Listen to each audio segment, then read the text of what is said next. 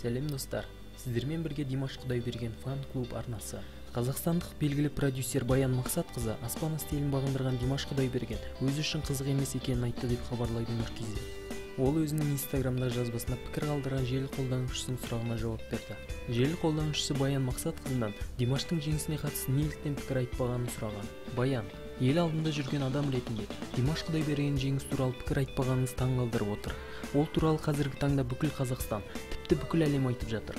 Сіз өзіңіздің Димаш қызықтырмайтындай ұстайсыз, деп жазды желі қолданушыларының бірі. Бұл сұраққа Баян Мақсатқызы көп кешіктірмей жауап жазып, Димаштың өзі үшін қызық емес екенін айтты. Баян Мақсатқызы өз жауабында: ол мені қызықтырады дегенді сіз қайдан шығардыңыз? Әлде мен жұрт естігісі келген нәрсенің барлығына пікір айтуым керек пе, деп жауап берді. Алайда танымал продюсер біраз уақыттан соң өз пікірін өшіріп тастаған. Баян Мақсатқызының бұл пікірі қазақстандық желі қолданушыларының арасында терең талқыланып жатыр. Әзірше осы. Егер сіз Димаштың жанкүйері болсаңыз, каналға жазылып, видеоға лайк қоюды ұмытпаңыз.